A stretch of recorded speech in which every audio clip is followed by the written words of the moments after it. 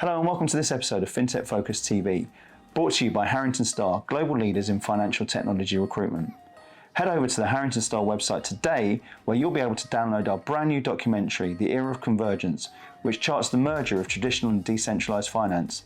You'll also be able to see our new magazine, The Financial Technologist, with the top 1% Workplace Awards. Enjoy the show, and we'll see you soon.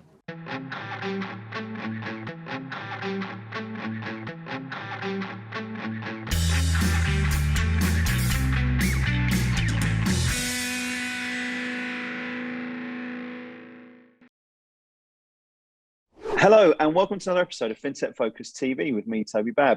Today, I am absolutely delighted to introduce you to someone who I met over in Paris last month at Trade Tech. We had a great conversation out there. He's hired a very good friend of mine out in Hong Kong, who's been raving about the business ever since he's been in it. And ever since I've sort of opened the lid and found out more and more about the company, I've been more and more impressed with every single conversation. So it's my great pleasure to be all the way out in Hong Kong and introducing you today to Dino Dedic over at Marvelsoft. Dino, how are you? Doing well. Thanks, Toby. Great pleasure to meet you as well. Definitely was a pleasure having the chat at Trade Tech. It was a great event. Yeah, so all good. We were just talking about that beforehand. It was, I thought it was a fantastic event. It was interesting as well because I hadn't really thought about this. That, as I mentioned to you, 2022 Trade Tech, it was people's first sort of big foray back into it. There's a great atmosphere environment. 2023, I think, raised it even further. It was a superb event. But for you, coming from Hong Kong, where I think the restrictions have been that little bit more intense, it must have been a completely different sort of sense and feel to with the scale of it, because it was such a big event, wasn't it? Oh, yes. And definitely for us, there was more skepticism as well about, attending it, because in Asia, events lately have been hard to put together as well. There's cultural challenges of people still kind of having that fear of attending physical venues, and it's just right now clearing out and coming back to normal. But yeah, at that time when we were making the decision, we were still kind of lacking that sense of where the Europe currently stands with the whole COVID situation. So it really played out well, and it was a good call. But yeah, and another interesting thing is that I think that Asia generally lacks an event such as Trade Tech. It's a little bit more scattered. So you've got a number of events that are here and there, but there is not a single big one that kind of gathers everyone together. And yeah, that's why Trade Tech really stands out on a global scale. Well, if Henry Wallace is watching, there's an opportunity for you right away. Listen, let's come back to Marvelsoft, and there's lots to pick out today. I think it's a really interesting company doing some very interesting things. We're going to go through the story, go through the future and what you're doing and how you're helping people, et cetera, et cetera. But let's kick off by talking about yourself, Dino. I know you've had a journey all the way through there. You're sat as the COO of the business today. Tell us a little bit about your background, and then tell us a little bit about Marvelsoft and how you guys are helping. So yeah, I come from Bosnia. Actually, I'm Bosnian Herzegovina. For many, a small place with a lot of unknowns. But I studied in the States, worked there for a few years, kind of got myself into boutique investment banking at the beginning. Did that very shortly. Kind of always wanted to go back to technology, and that's where I crossed paths with Mattia, who's our founder, who was kind of starting this whole idea. So Marvelsoft comes from the advanced trading technology DNA. So Mattia was initially building these algo engines for banks on an exclusive node, and that was working quite fine. But then when we crossed paths, he was just kind of having this idea of, turning that into a full vendorship scale company. And that's where the whole idea came about. We sat down, we looked into where we stand. We realized that we've got a platform, we've got the know-how, but it needed to be built in a more robust, scalable way. And we started building out this engine that currently runs on 3 different continents. It's used by 20 plus banks. And when we kind of just launched it as well, we looked at where to go with it.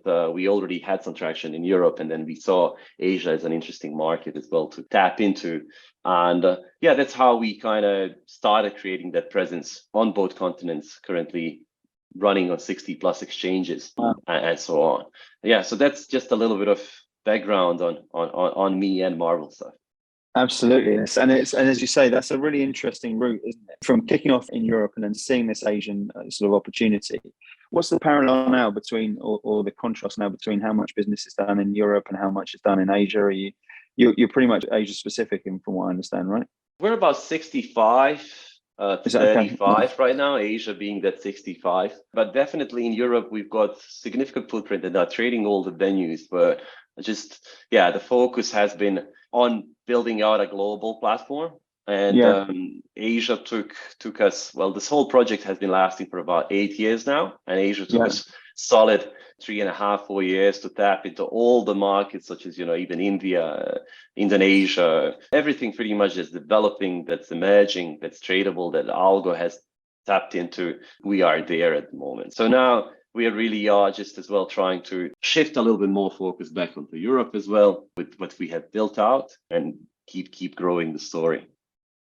Tell me a little bit about what was so attractive about Asia. I mean, as you say, there's a load of emerging opportunity out there. We know it's been a sort of trading technology center for some time. Yeah. Potentially, people could sit there and say, whilst it's a busier or a more competitive market in Europe, maybe there's something there about Asia being more slightly untapped, as you said, highlighted there. There's definite barriers to entry, which sort of allows people who can invest the time and effort into doing it, giving them trading advantage. Talk to us about the whole concept of what's allowed you guys to drive out there. I think it ties back to the idea of where the current state of the market is, right? So Asia is interesting because it's evolving.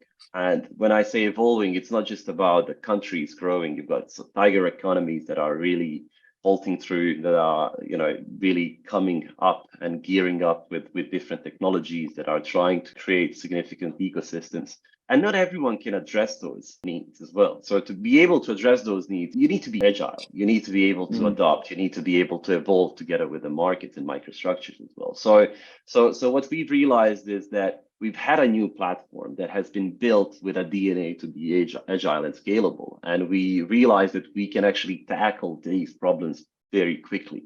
So in Europe, everyone is fairly comfortable within the ecosystem that functions. Changes are introduced, but they're not as aggressive, they're not as frequent, and they're controlled, well structured and centralized. And then you have Asian markets where you've got 13, 14 different exchanges running on different technologies, doing matching differently, operating auctions differently. Trading incentives are entirely different from a market to market as well. So really being able to address that effectively was a challenge that we saw as an interesting one that we can solve. And also we've noticed that quite a bit of these, slow moving tankers that had global platforms were not able to pin down this problem and solve it for these markets. So instead of going from a central big hub, we went and built the regional presence with strong regional banks and have kind of gone back to the central financial hubs. So that was the idea and the plan that really kind of did prove to work. That's it. Well, it's definitely proving to work, isn't it? I think that's a really interesting piece. I think this I've spoken about this a few times on the show about the sort of enterprise model being difficult to or disruptable at the moment. And we've seen so many different companies who've challenged the status quo a little bit and managed to either provide solutions to pretty bespoke areas of the marketplace or even regions in terms of what you're doing, or both, as I guess where Marvelsoft sort of sit into it, where you would have an enterprise business that would say, right, this is what we are, this is the marketplace, we're too big to be disrupted, et cetera, et cetera. And I think through a combination of hyper-personalization and people just on their telephones now, mobile phones, expecting everything instantaneously and bespoke and customized, to a whole, I guess, a real growth in partnerships and interoperability, have created something there where people can actually say, this is what we want bespoke to us. And I think that's opened the field to a load of interesting companies to come through and actually listen to what customers are doing, which enterprise I think was pretty slow to be able to do. The bigger companies were pretty slow to be able to do, or certainly more of a juggernaut to turn, and be able to provide things which are really needed. And from what I was listening to, from what you were saying there, this is very much being driven by customer demand and customer opportunity, and listening to them and then providing solutions that suit their specific problems, if that's not fair to say. Yeah. Well, if we look at the space that we operate in, right, and that's the mostly sell side, order management plus, electronic trading, advanced tools that are catering for a bunch of buy side that really wants a quality execution, right? So if we look at that space, what you see is that the actual users of this technology are going to be the sell-side banks. The sell-side banks are very well-structured organizations, but they are slow-moving tankers. Unfortunately, they are in the industry that is evolving constantly, and especially a good example of this evolution comes from the new emerging markets, changing trading trends, the cyclical nature of asset classes, and so on. So really, what comes as a question is, how do these slow-moving tankers move if they have even slower-moving tankers dragging them ahead, right? So that's what has become an issue that we see happening across. And at the same time, you have margins that are squeezing on the execution as well, because of centralization, because of everything that's happening, but still people want to stay relevant. So what we have seen as a problem is that, industry has come down to that there's a gap of really solving a problem that all the sell side had. And this gap is pretty much related to giving them affordable technology that is accessible to not only tier 1 but tier 2 as well, and tier 3, that resolves the issue as well of being a slow moving tanker that can't adopt. And that's why you need customer centricity. That's why you need someone who can still adopt change and so on. And then it also comes down to how to keep that edge once you have that technology. And to keep that edge, you need to have an open platform. You need to be able to adapt, to tweak and tune, to configure, to make something specific for a client that you want to create a stickiness around, if it's a hedge fund or if it's something. So these are these three issues that really have been kind of just poking us in our eyes, where we've seen that people are struggling with. And that's what we try to address with the platform as well. It's like, why not give a platform that leverages the open architecture successfully and effectively through APIs, and it's available in cloud, and it's available using open VPN technologies for non-essential security heavy workflows, and can bring the cost down of the management of the platform. And then at the same time, it's there for everyone to be used. So really, this is what we wanted to address. Yeah, it seems to be working so far. So hopefully, it's going to be. And tell us about that. So, as we said, look, there's some really good rhetoric coming out of the business, some good news stories that I've been reading and seeing. And it seems like it's a company that's very much on the ascendancy at the moment. What does that look like for you? What's the plans, and where are you? I guess where were you? Where are you now? And where's it head for you? Yeah, it's a good question. I think we're still in an industry and in a space that's not easy to disrupt. We got to be very realistic about that. I think the titans of this industry and these platforms that we're speaking about as being in the market for a very long time, they've all done a great job. There's robustness, there's a bunch of features there that have been built out globally that take time to build. And I think we've got quite a bit of work to do still there. And that's going to be driving our roadmap quite effectively. But what we see as a company, where we're going to be placing ourselves and what we'll be doing, is by just trying to kind of give a little bit more ownership into clients' hands as well on what they can do on the platform, and trying to break that ultimate feeling of having to rely on all these features for a single trader, but focus a little bit more on automation, workflows, making sure that we are everything that's done twice manually can be and must be automated, and making sure that we bring that mindset to the traders as well, to kind of help them automate as much as possible. So that's what we want to be doing through this project that we have embarked on. Expansion wise, well, just here quickly, we came from the advanced tools. We came from execution algos, arbitrage, market making, and so on. So all these advanced tools that we have built in as these microservices now have been attached to this core platform, which is becoming a full-blown OMS, and it has become, and it's being used as an OMS. So that's the natural progression of the product as well. So instead of coming back from like simple workflows and building an OMS and then trying to kind of get more sophistication attached to it, we're doing it the other way around. We have built out all these advanced tools on a single centralized platform that are accessible as microservices to this order management system that has been built out as well. So it's really going to be just about building it out more, getting more coverage and features on it, getting it in the right hands, and trying to, as well, at the same time, change the mindset of, telling people on one side that a heavy routing, lease line, messaging and connectivity, it's not a must for a solution to function. And on another front as well, we're going to be doing that push on telling people that really automation, advanced tools can be accessible to everyone. And it's not something that you have to have like 50 plus people just focusing on building this in-house on your technology desk. So that's the path.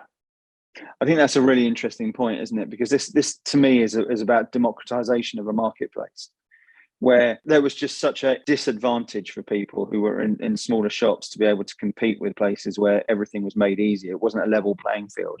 And I think this sort of the last 5-10 years have really sort of gone a long way to leveling that playing field and allowing people to to optimize.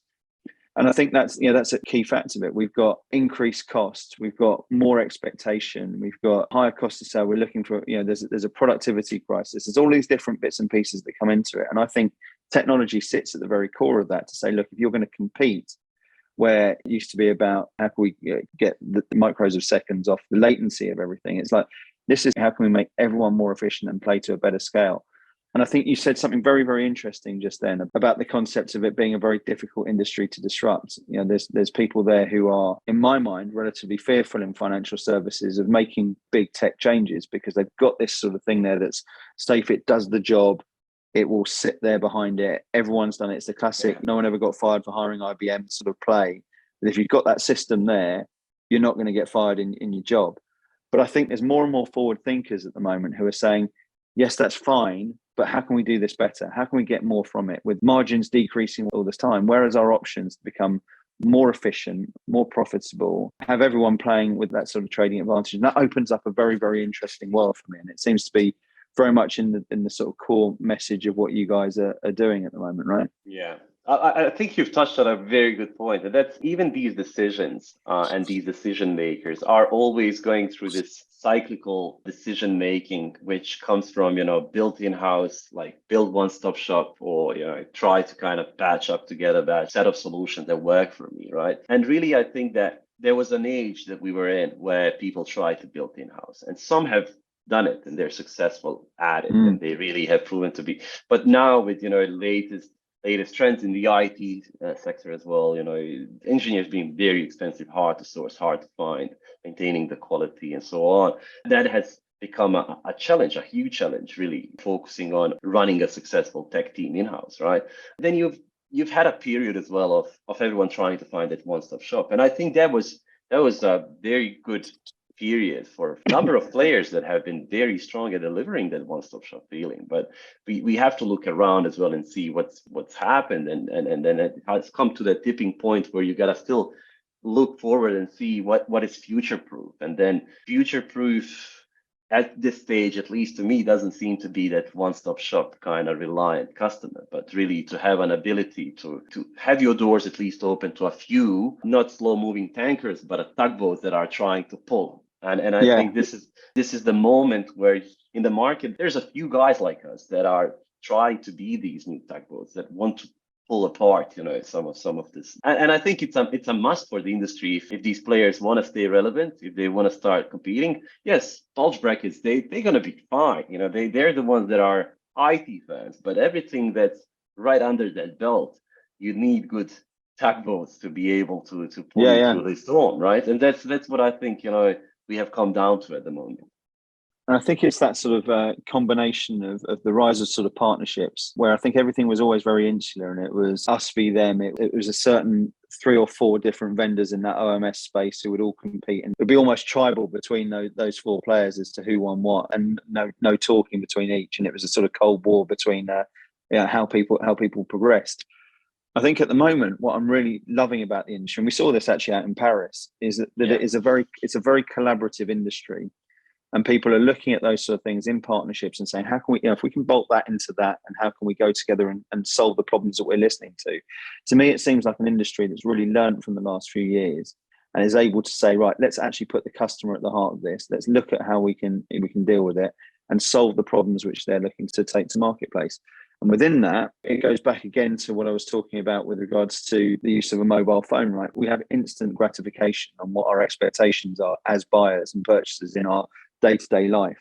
And yet when we come to work, we're sat there thinking, right, here's an antiquated system that just works with the status quo. And I think what companies like you are really interesting about for me is is it kind of becomes the ability to put something in place there which allows people to operate at maximum efficiency and actually have that sort of bespoke experience, that interoperable experience that they would have in their everyday life as part of their day job. And it seems so obvious that that should be happening, right? And I think the industry is one of my big bugbears about how slow it is to recognize that and to catch up with that and to provide something that's really tailored. Absolutely, you're right about that. And another interesting point, I think, what I've started noticing as well is that customer centricity, right? I think that if you look back at how these old systems are built that currently traders are using, is they were built by guys sitting at the desks with the traders and building them together, right? And that used to be the way you could only maintain the edge on the trading desk, by being able to be agile, being able to flexible. Now, what has happened is that industry has slowly transitioned into this professional kind of write a chat or write a complaint letter, then you're gonna get an answer.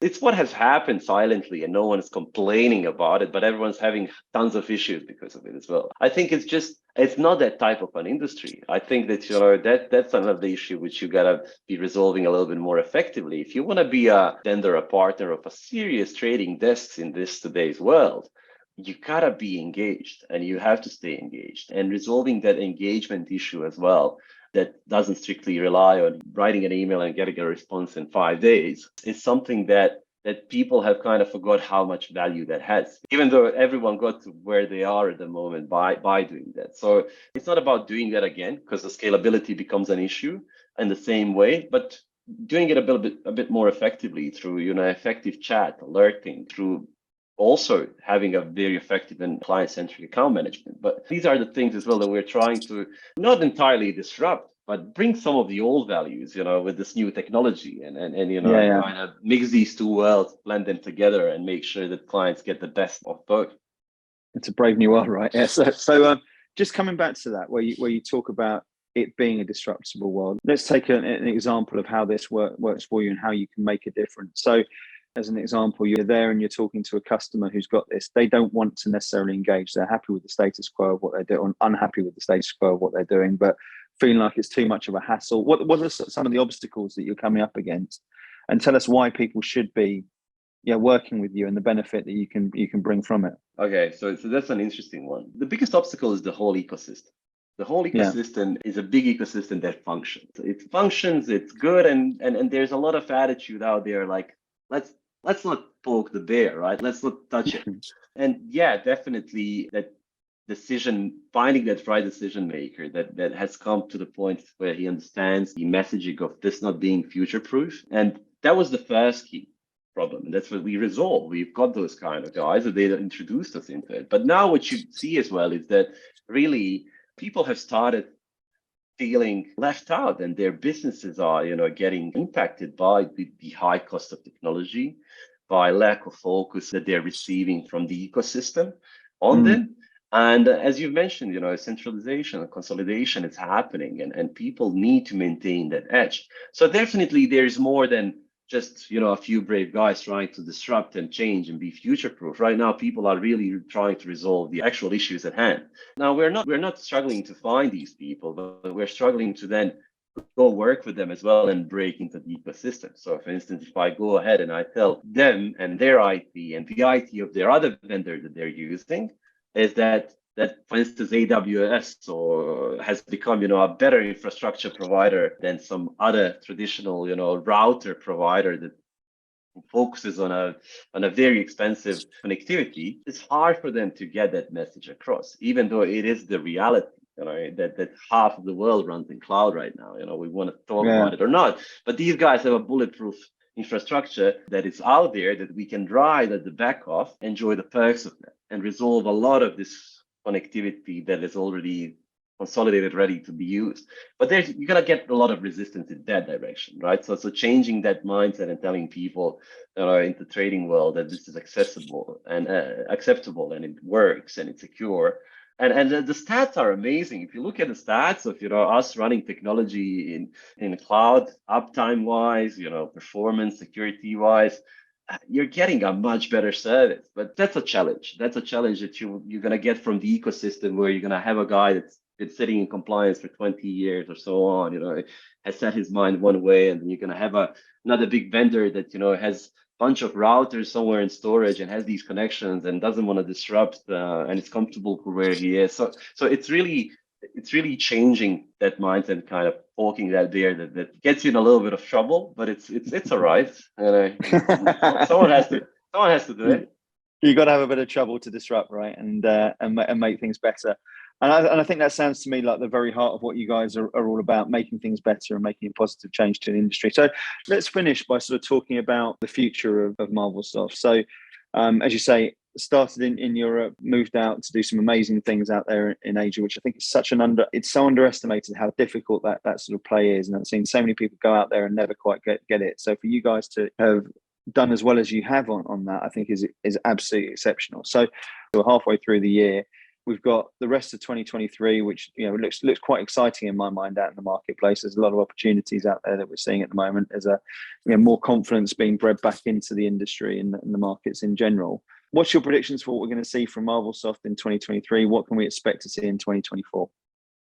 So at the moment, we definitely are running strong pipelines of projects that we're having across both in Europe and Asia. And that's really what's driving our investment right now as well into the platform in terms of gearing it up more, getting it more ready for stronger players in the order management space. So we really are running great advanced tools that are being plugged in everywhere, integrated with all the core key providers. And really that's the focus, like building this Asia and Europe presence to the point where we can focus onto something next. Yeah, I mean, it's just going to be us flying around, seeing quite a bit of people, meeting quite a lot of people, and getting the platform, reinvesting in platform heavily, and really just building it out. It is business driven. We've got a clear roadmap, clear set of things that we want to achieve. We've got very specific targeted areas in which we see that our competitors are struggling, that we're investing in, want to reinvent, that are still bringing a lot of margin value into the businesses. So really the lack of plan does not exist. It's really just now exercising it and getting this platform into the hands of users. Because realistically speaking as well, our takeaway from the TradeTech event, for instance, was that there was a bunch of players. There was a lot of the market was there, and the feedback on our platform was very positive, very, very good, because it's new, it looks fresh, it looks robust, and it has a lot of these advanced capacities. So now it's just going to be working with the right partners, gluing these pieces together and slowly transitioning them from that mindset, which I've explained before, exists for the past 20 plus years, into this new mindset where you can be better technology-wise at a lower cost as well. I think there's more and more people as well who are subscribing to that. It's not a new thing. I think people are recognizing that if they aren't changing that mindset, they're being left behind at the moment, and that's an exciting place to be, isn't it? Absolutely, yes. Let's finish up with one last thing to say is who should be reaching out to you at the moment? Who can Marvelsoft be saving money for, saving time for, improving efficiencies for? And what's the best way for them to be getting in touch with you, Dino? Certainly. So we work with small to mid-cap liquidity providers in Europe. They use our market making engine, ETF market makers. We've just rolled out structured warrants as well, market making platforms. So these are all the market makers across that are active can definitely have a good conversation and find something interesting, because this space especially has been lacking as well. Lacking color in terms of options, and they can definitely have a good valid conversation. Now, outside of that, really all the electronic trading agencies, as equities, futures, and options that need order management system, need strong algo engine, pairs engine, that want to move out of that kind of a closed platform, limited scope functionalities, expensive maintenance mode into something that's more open, robust, available to use as well. These would be the guys that we would be very happy to have conversations with. Now, how they can reach out to us, they can always reach out directly to me, to my email on LinkedIn, and also to Colin, who you've met, who's actually taking quite a bit of initiative on his back to help further into Asia. Yeah, and last moment is I'm right now focusing on Europe. I'm already here, so we'll be on the ground quite a bit, and you'll be seeing quite a bit of me around. That's good to hear. That's good to hear. That's what we want to have with it, and it's a good team. I think there's some exciting things you're doing with nice people and actually solving a problem that needs to be solved as well. So I wish you nothing but massive luck with it all, and anything we can do to help them, we're very much here to do that. So please do get in touch with the guys over at Marvelsoft. And Dino, it's been an absolute pleasure having you on the show today. Thanks for joining us. Thank you so much, Toby. It was an amazing pleasure. So yeah, thank you. Likewise, and thank you all for watching. We will see you soon on another episode of FinTech Focus TV. Thanks a lot. Thanks. Bye-bye.